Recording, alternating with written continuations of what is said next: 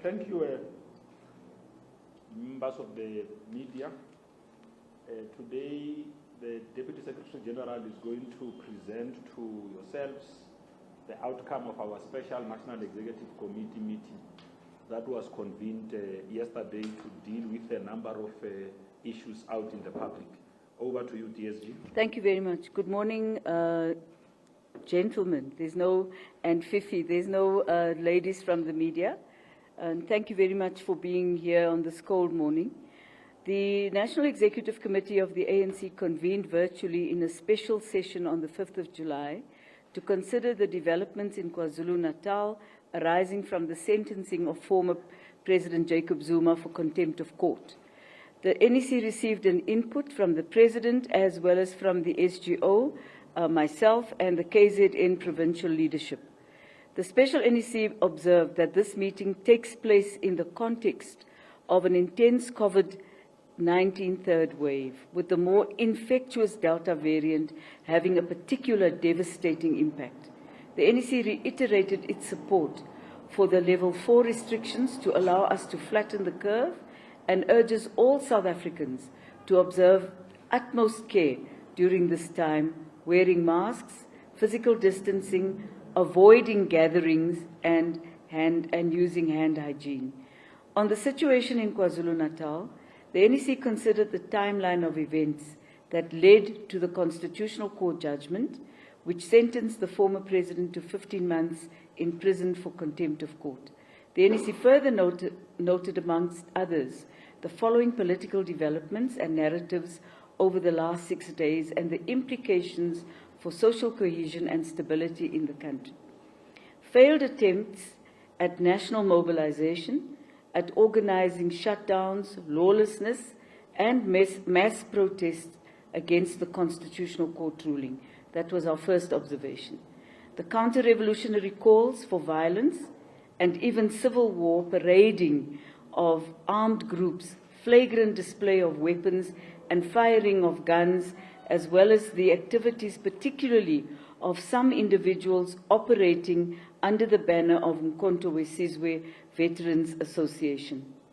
Populist attempts by some to use retrogressive and opportunistic ethnic mobilization for their own opportunistic objectives.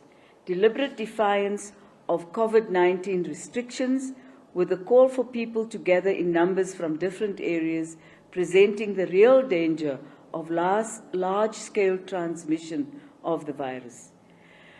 We must agree as society and as the ANC that the following. The NEC noted that while there may be different responses on details of this situation, there are aspects that the ANC and society agree on.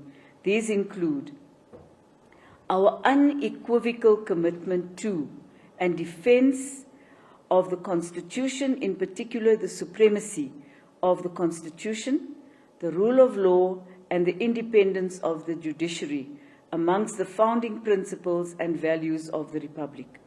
The NEC reaffirmed our understanding that we consciously chose a democratic system and constitutional dispensation.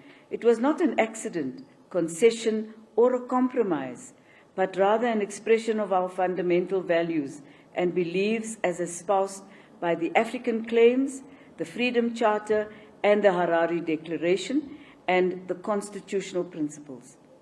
The meeting stressed that it must always be clear that the interests of an individual cannot take precedence over or jeopardize the interests of our democracy or that of the nation. That our commitment to a constitutional democracy encompasses a commitment to fundamental change or radical social and economic transformation. The one without the other does not work.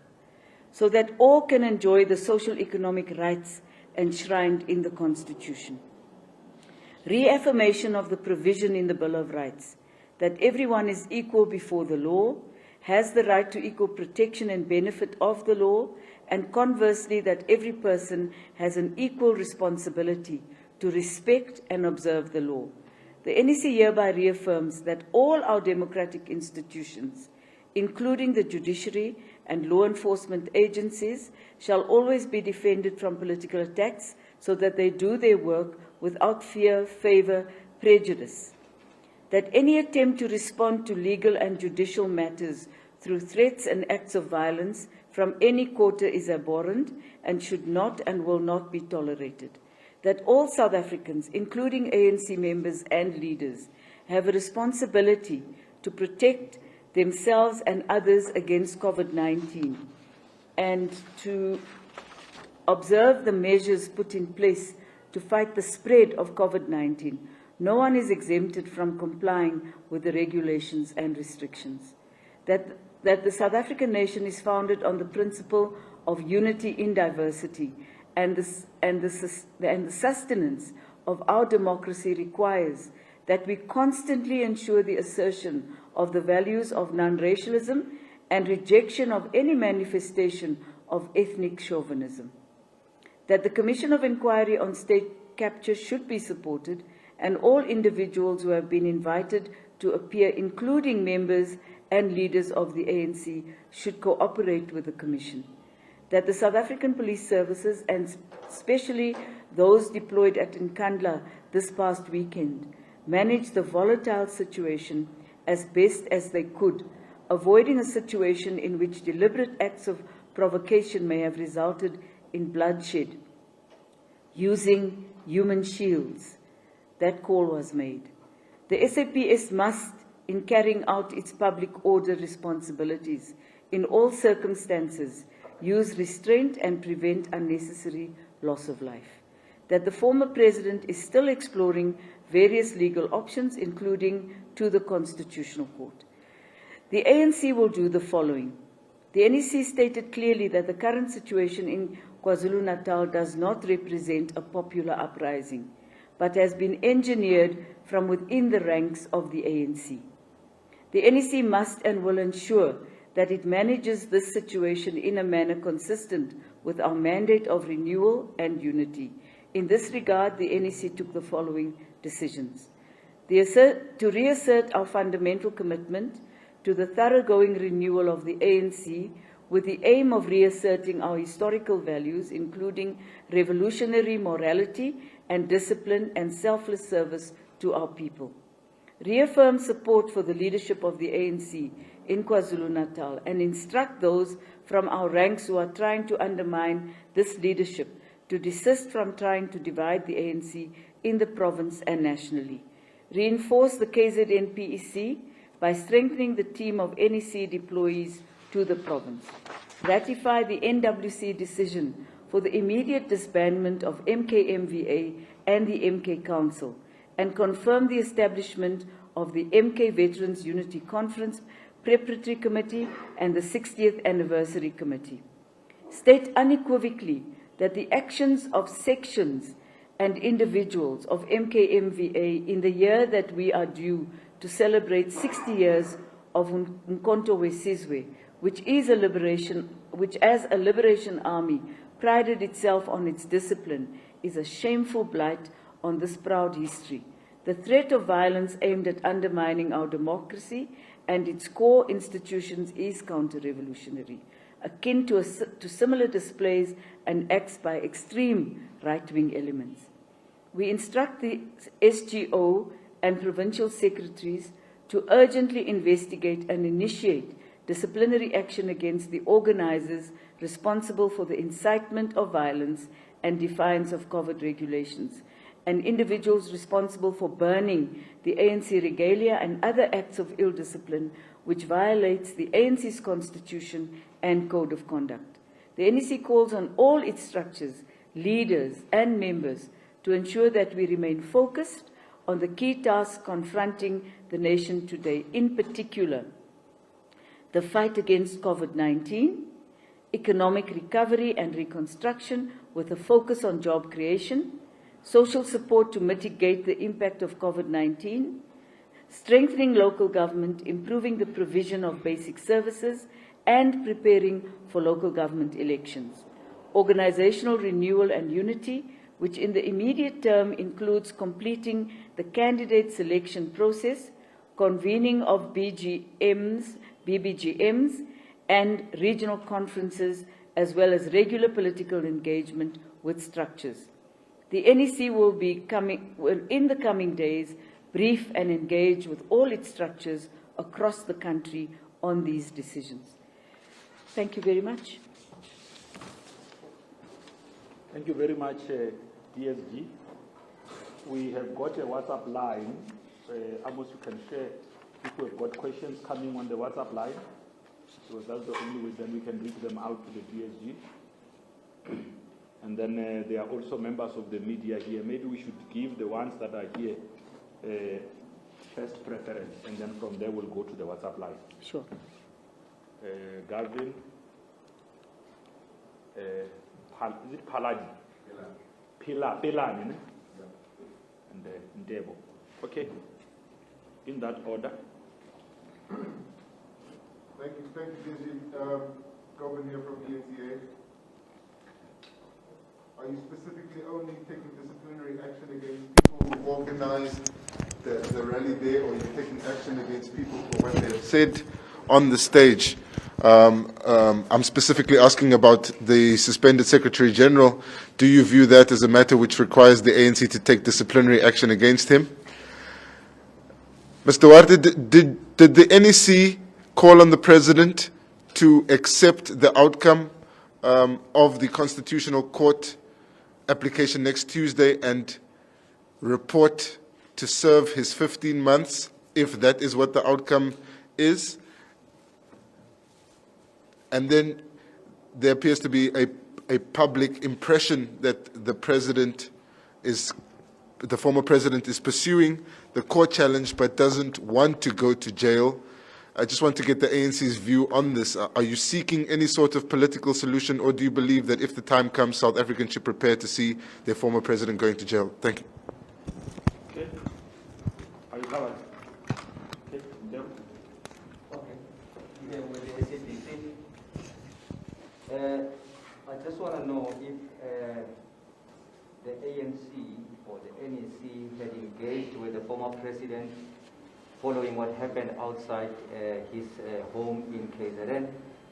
And secondly, I just want to know again, there's been accusation that it seems the NEC is out to disband all the structures. For instance, the MKMDA, the structures that are seen not to be, maybe not in disagreement with the NEC, but the structures that are seen to be supporting the former president. It seems everyone who seems to be supporting the former president, the structures, MKMDA, the provincial structures, the regional structures that seem to support the former president are being disbanded. Is that the case? And maybe my last question would be the events or the activities that played themselves outside in Ghana seems to suggest that there are serious divisions within the ANC, and that on its own poses a threat to the renewal project that the NEC, the current NEC, seems to be pursuing. As the NEC, are you convinced that indeed the renewal and the unity project is on course under all this that is happening? You're covered. Okay, the two questions we have, there are only two on the WhatsApp line. The one is from Karen Duplessis, freelance journalist. She says, in terms of the ANC's 2017 NASREC resolutions, does the former president conviction mean he must step aside as an ex-officio NEC member? There's another one from Thando Mayeko of Business Day. Was former President Zuma present at the NEC meeting? If so, did he make any representation to the leadership? Thanks, DSG. Thank you very much. Let me start with Gavin first. Are we taking action against organizers only, or those who made comments on the stage? With regard to the comments made by the Secretary General of the ANC, what we're doing this morning is trying to understand. We will be asking him to explain himself, basically. There were two versions. One version was a newspaper version, which was clearly incorrect. The second version was what we ourselves heard, is the Secretary General calling on those structures who are going to be disbanded for any reason to disobey I'm not using the exact word that he used, but to disobey the leadership. Let me just say about that. Firstly, there's no structure in the ANC that is disbanded because it is against any individual or in favor of any individual. Structures in the ANC at the moment are undergoing a process of renewing their mandate. So branches whose mandate has expired are in the process of holding branch meetings to elect new leadership. Similarly, there are regions whose mandate have expired who are in the process of doing the same. They make that decision on their own. So how would a branch general meeting take place to elect a new leadership? The secretary of the branch would convene the meeting. We have no say in it. We have no way of giving it any kind of influence or direction. The province provides dates, and the secretary and the province agree that the BBGM to elect a new leadership takes place on a date X, and that happens. There's absolutely no discussion in that process about who that branch supports or does not support. So I would say that that is rather a far-fetched notion because it's not true, and it's actually trying to create an atmosphere which we've understood to be part of the general atmosphere of creating discord amongst certain members of the ANC. Secondly, a region that has to go to a conference and is due to go to a conference for the same reason, the regional secretary advises that we are almost a year out of our mandate. Some of them are 2 years out of their mandate because of COVID couldn't go. Some are doing it virtually, others are not doing it virtually. Many have stopped. And as you know, we paused all actions when the current level 4 was announced. So I would just say that it is part of the generation of rhetoric, including the kind of mobilization that took place over the weekend and before the weekend began, which would try to give an impression that there was a national state of uprising in the country, when in fact that wasn't so. Unfortunately, I do say to my colleagues, you in the media, that some journalists also fueled it a little bit, the excitement of perhaps having a little bit more. We hope that this will die. No one wants to go to jail, Gavin. I don't think there's any person in the world I'm aware of that is willingly going to accept a jail term. I think that President Zuma is exploring every legal avenue that is available to reduce or to remove the custodial the custodial sentence that has been put on him. And I think that in the view of the ANC, and we've said so in our statement, we respect the rule of law. We believe that the judiciary must be left to make its own decisions. I know there's a lot of talk out there about the judiciary being influenced this way and that way. We don't believe we have any say in how the judiciary will make a finding. We would hope that Comrade Zuma's court application will be successful, and that's really all we can say at this stage. Have we engaged Comrade Zuma about what happened outside of Nkandla? Not yet. We haven't. Although, let me say that there is an intention, and as we say in our statement, to engage with the former president, to have discussions with him. We have selected a group of NEC members who are going to work with the PEC and the current NEC deployees, very senior members of the ANC, who will on an ongoing basis be having talks with Comrade Zuma. And this is very important. Comrade Zuma is an elder of our organization. We love him, we respect him, and there's no reason for us not to continue to engage with him. Did we, okay, then the divisions in the NEC, of course, yes. I think when any such event takes place, even the little one that took place outside Luthuli House on Saturday with a group calling themselves Gauteng RET Forces. There were 28 people. There is a difference of opinion raging in the ANC right now. And the difference of opinion is based on, in my humble view, what is being misconstrued, which is a genuine ANC resolution. The ANC resolution, if one explains it to people, we have no choice but to embark on a process of radically transforming the structure of our economy. But at the same time, you cannot radically restructure the economy without social reconstruction of what is taking place on the ground in our country. And the two are inextricably bound together. And when we will be, over the next weekend, exploring and expanding on the policies of the ANC vis-à-vis economic recovery, it is precisely at the core of our economic recovery plan that we must have an economy that works for all the people of South Africa. You can't have an economy that is one-sided. Our economy has not grown for a while. And it's not just about 2008.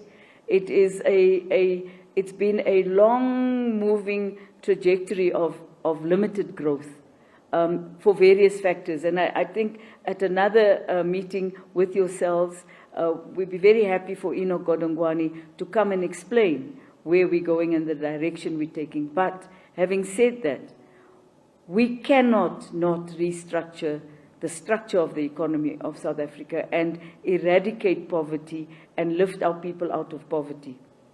Now, some elements in our organization decided to use the term RET as a mobilizing tool and an accusation that the resolution of the 54th and 53rd conference was not being implemented.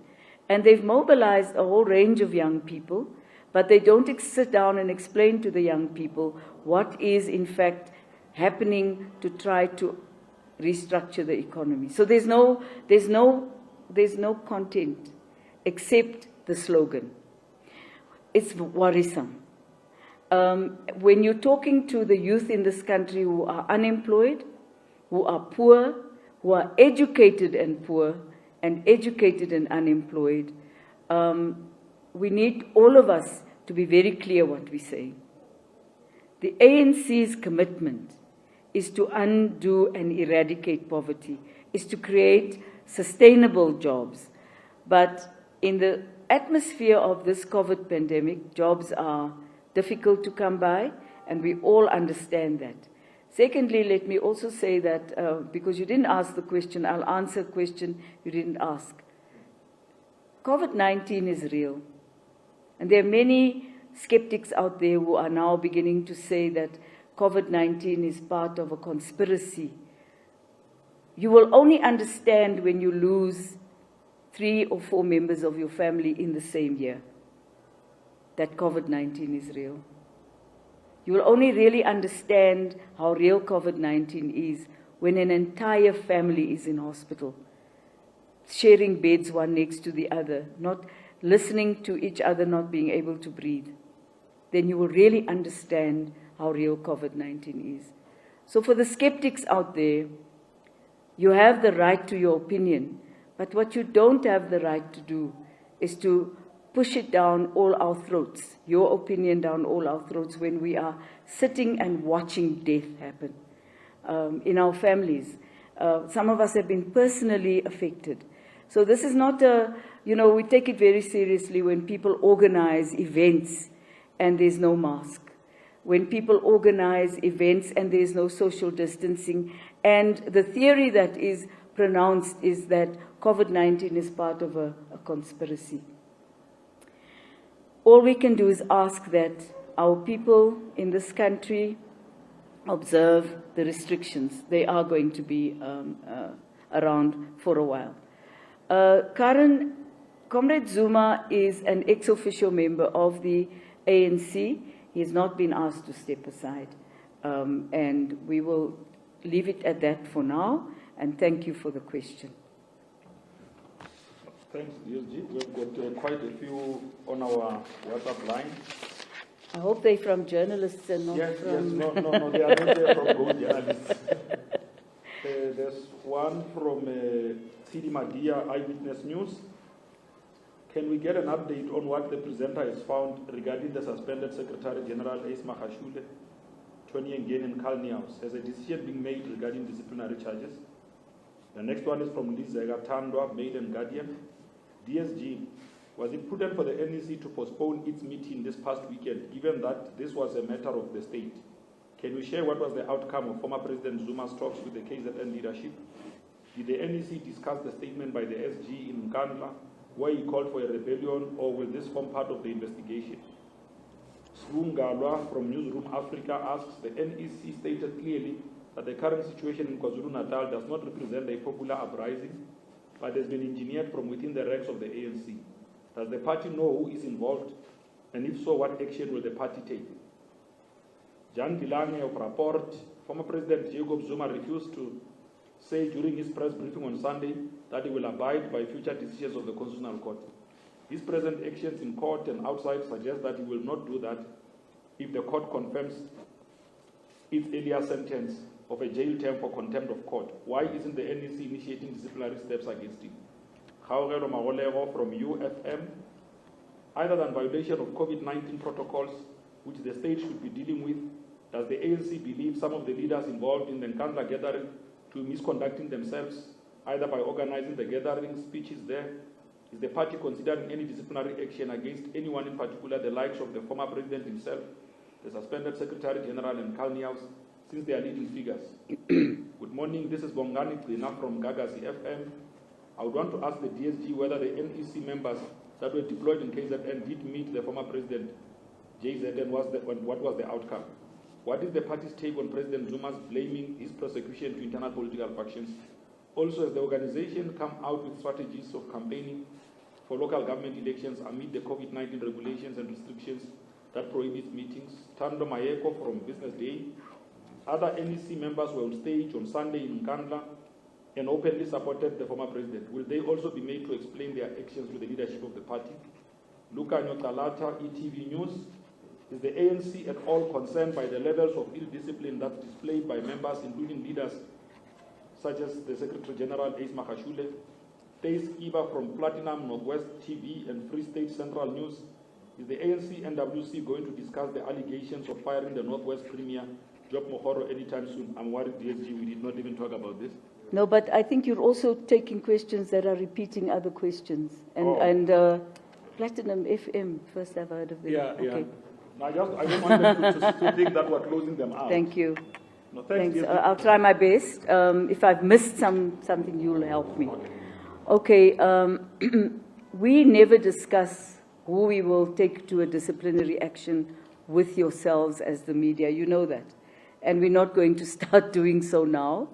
It's not really, that's an internal matter. And it will be dealt with internally as it should be. The people have rights. The ANC has rights to prevent people from being ill-disciplined by using its rules. And the people who are ill-disciplined also have a right to explain themselves in a manner that is not colored in any way or where there's a creation of a extra, in the old days we used to say embroidery, where somebody's embroidering onto something that does not exist. So our DC platform is a very honest platform where a charge is put, a person is given 2 weeks to explain why they should not be charged. The charges are then given back to the person. The disciplinary committees would sit, listen to the presenter would present the case and the charges, and the person is enabled to respond and may have witnesses, may bring witnesses, and can also have an ANC member in good standing present to represent them. So that's how the platform works. It doesn't work for us to explain to you who we're going to charge and for what reason. We thought it the best thing to do, to postpone a meeting where we would be discussing quite important matters and be distracted by what was taking place in KwaZulu-Natal. Furthermore, once we heard that people were being moved from Port Elizabeth in Gqeberha, I'm learning, in the main, I'm learning, and also from Mpumalanga, from the Free State and other parts, small groups of people being brought to Nkandla, we thought that it would need a hands-on approach. And indeed, as the President said, you were in our meeting. I don't think we need to pretend anymore with one another. Journalists were recording the NEC meeting. You had your own sources there recording verbatim what the President said. So, you know, the President in his opening remarks said that he himself had to be hands-on, and he was hands-on. We in the SGO had to be hands-on, and we were hands-on. The people who were outside there, and although this was a matter for the state, as you say, it was also a matter for the ANC. Those are our members out there. And we needed to take some responsibility to make sure that there was no bloodshed. When words such as human shields were used, we sat up and we took note. Those are words that are used by terrorists internationally. Human shields. It's a worrisome thing when words like that is used. We sat up and took note, and we wanted to make sure that we talk to ANC members so that we prevent any bloodshed. Because who would have died there if there was an exchange between the police and those people in the crowd with firearms? Would have been women and children, actually. So we had to take some responsibility, and that is why the NEC meeting had to be postponed. Yes, there are NEC members who publicly spoke to you. I think somebody spoke to one of the newspapers this morning and expressed her concern about the NEC having been postponed. We accept that. But the fact of the matter is, we had to take responsibility. As I said earlier, we will be asking the SG to explain his statement, especially because the statement was said, something was said by him, there was something that was analyzed by a journalist which said something else. We'd like him to explain to us exactly what he said. Do we know who are responsible? I think it's pretty obvious that there are certain people in the ANC who take a leading role from various provinces who stimulate the kind of ill discipline that we see. They also do it in their own provinces. They arrange and organize people to go and disrupt branches by taking people with pangas and knives to a branch meeting and then disrupting a branch. We know this. So we know who the leading people are in that regard. What is difficult right now is that there are many people who will not come forward and say, I'm prepared to put this in a statement to the police, because these very same people are also threatening people. We do know who they are. It is not a matter for us, it's a matter for the police. We will leave it there for now. Jan from Rapport, the ANC stands firmly behind the rule of law, the independence of the judiciary, and we have nothing to say at all about how the judiciary will react to the current application by Comrade Zuma. We would only wish that it would go well for him. Then University of Free, UFM, I've already spoken about DC. Did the NEC members meet with Comrade JZ in KZN? I'm aware that NEC member Lindy Sisulu and also Tony Yengeni was in a meeting with Comrade Zuma. We don't have a report about what was discussed, so I can't share that with you. In terms of local government elections, we can't do any electioneering under level 4. It's not possible for us to do electioneering under level 4 because our style of reaching out to voters is very direct. Door to door, explaining our memorandum to people. It's important that we do. People must be able to make a choice that is informed. And so you do need to explain to people what is in your memorandum, accept their criticism and accept their praise. Sometimes people do praise us. Actually, they do.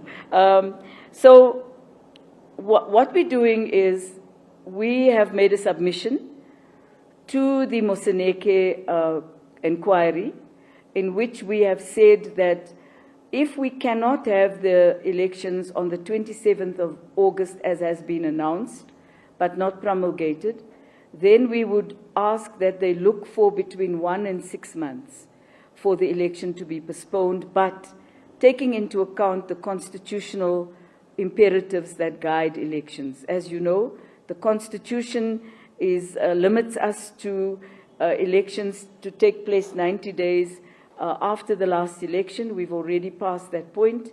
We will have passed that point. And if we are to have a further postponement, it would require a 2/3 majority in the Parliament and a constitutional amendment. We're not keen that there should be a constitutional amendment for a short-term problem. So these are the submissions we've made to the Moseneke Commission, inquiry, it's not a commission. Then, are we concerned about ill discipline? Absolutely, we're concerned about all the ill discipline that might take place wherever it takes place. And for that reason, we've asked provincial secretaries in the main to deal with some of what we know. We also don't accuse people falsely. We're very careful about that. You accuse a person falsely, it's just spreading more of the rumor mongering.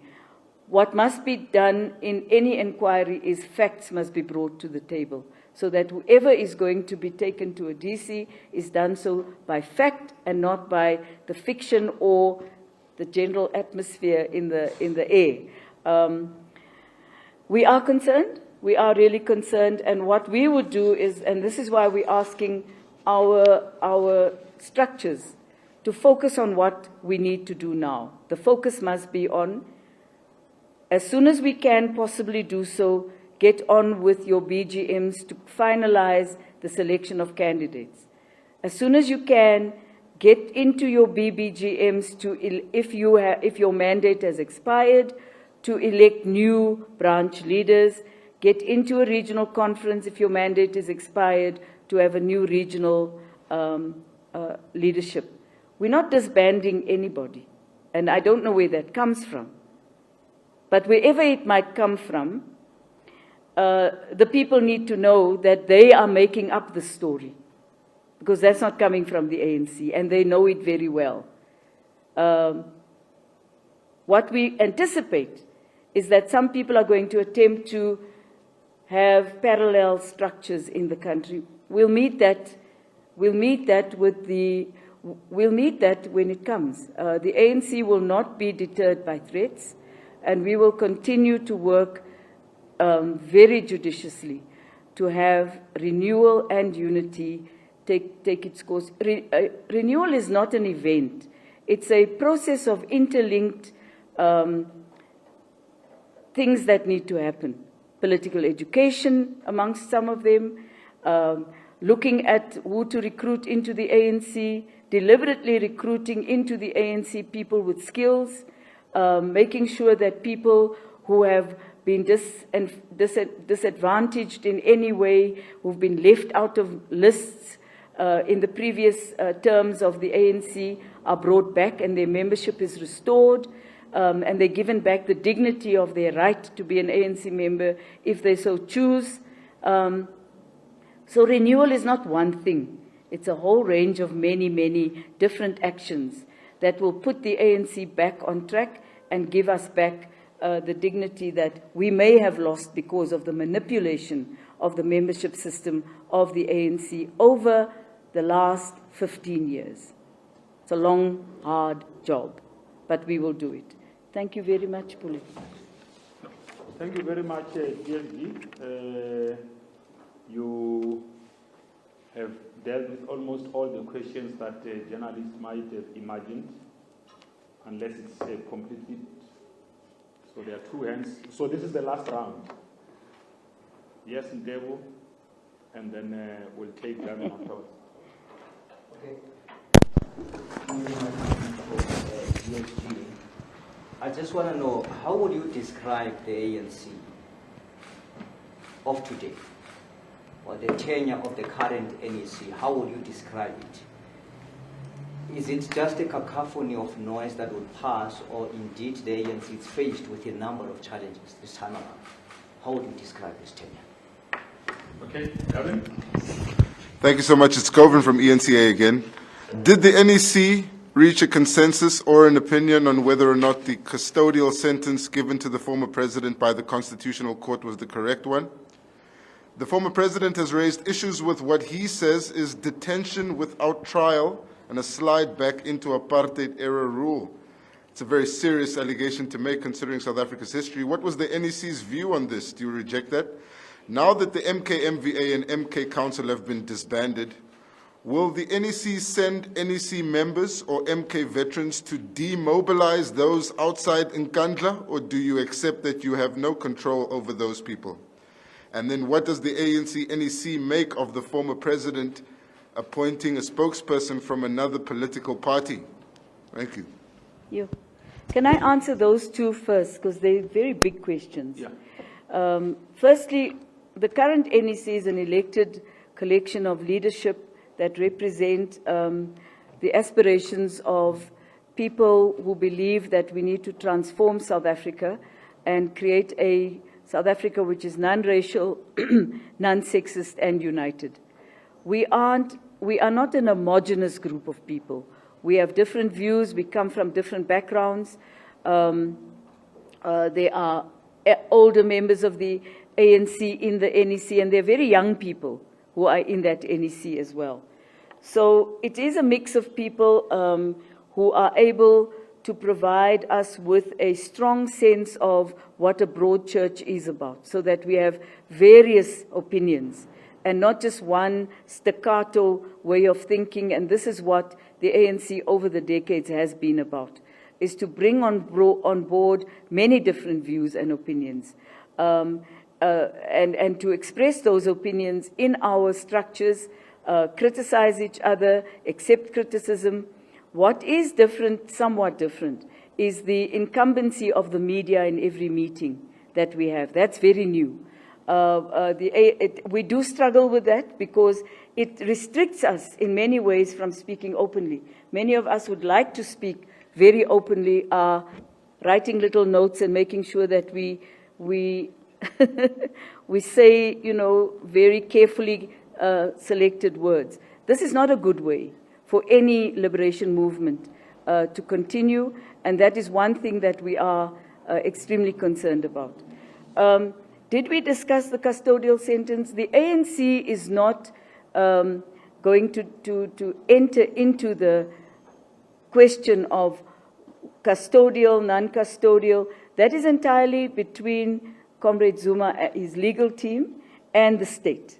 We have no role to play there except to continue to support Comrade Zuma in any way, whichever way it goes, whichever way we can. Are we not able to control the people outside Nkandla? I would say very respectfully that the fact that we sent people down to KZN and we were able to avert bloodshed must say something to you, and I think that answers the question, actually. You asked so many questions, I even forgot. But I think that, I think I've covered mostly and then about the appointment of a person from another political party, that is the choice entirely made by Mr. Zuma on his own. We cannot make a comment about that. We are interested in the why part as well, but we cannot make a comment about that. You know, to make a comment means that we're giving a status, once again, which I'm sure is what the question is trying to do, is to give a status to a person. We don't do that. It's not our business, actually. We heard that said, and as I said, we do not wish to engage on the custodial matter whatsoever. Thank you. Okay. There was a question from Debo. Did I miss? Yeah, it wasn't really, maybe, I don't think you understood the question yet. What I was asking, I mean, looking at the challenge that the ANC is facing now, would you say, for the first time in the history of the ANC post-1994, is this the trying time for the ANC, or is this the worst time for the ANC? How would you describe it?